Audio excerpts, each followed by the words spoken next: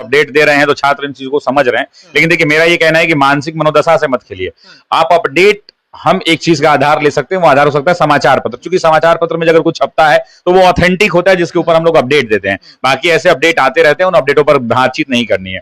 रही बात छात्रों की मनोदशा की, ये एक चिंतनीय विषय है। देखिए, छात्र उतने दिनों से तैयारी कर रहा है, आप लोगों को ये बात पता नहीं ध्यान में आ रहा है कि नहीं आ रहा है कि अंतिम टीआरई की बहाली आज से 1.5 साल पहले आई थी।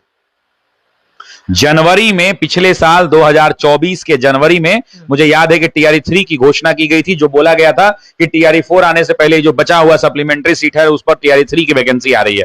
पेपर हुआ, पेपर लीक हो गया। बिहार का स्थिति देख ही रहे हैं आप। पेपर लीक हुआ, लीक होने के बाद री एग्जाम अगस्त में हुआ, रिजल्ट आ रहा है, देरी से देरी होते होते होते होते ज्वाइनिंग हुआ, फिर देरी होते होते आंदोलन होते होते ज्वाइनिंग हुआ बच्चा का। तो पिछले लगभग 1.5 साल हो गए जो टीआरई 4 की वैकेंसी का इंतजार वाला मामला है, जो बच्चे आगे बढ़ रहे हैं। अब आते हैं, बहुत सारा कारण है। विलंब का कारण यही है कि अब भाई कोई नीति निर्देशक समझ में नहीं आ रहा है। लोग कह रहे हैं शिक्षा विभाग देगा तब तो बिहार लोक सेवा आयोग परीक्षा कराएगा, यही बात आ रही है बीच में।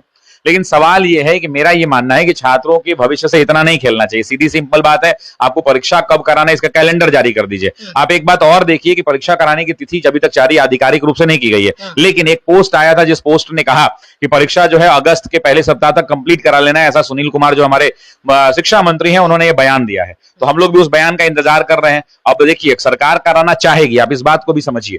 क्यों चाहेगी? इसलिए चाहेगी सरकार कराना क्योंकि वो भी इस बात को समझ रही है कि चुनाव है बिहार में, और चुनाव है तो लोग यहाँ 15 दिन पहले क्या घटना हुआ था भूल जाते हैं। तो अब आप उम्मीद कर रहे हैं कि टीआरई 1, टीआरई 2 और टीआरई 3 पर लोगों को विश्वास, उन नौकरियों को देखते हुए लोग वोट टिपेंगे, तो ऐसा नहीं होता है। लोग को इंस्टेंट चीजें चाहती हो तो लोग भूल जाते हैं। तो इस वजह से मुझे लगता है कि टीआरई 4 एक बहुत ही इंपॉर्टेंट मुद्दा है, और ये कंफर्म है कि वैकेंसी आएगी। लेकिन ऐसा ना हो कि टीआरई 1 वाला 2 वाला हाल हो जाए कि एकदम धाए धाए आया, धाए धाए गोली की रफ्तार से वैकेंसी आई और बम के रफ्तार से एग्जाम हुआ और तुरंत रिजल्ट आया, ज्वाइनिंग का नियुक्ति पत्र गांधी मैदान में बढ़ जाए।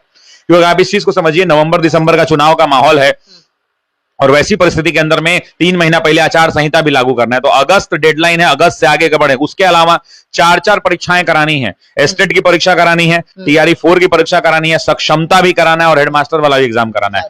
तो काफी ज्यादा चुनौतियां हैं, चुनौतियों से भरा हुआ ये पूरा का पूरा मामला है। तो वैसी परिस्थिति के अंदर में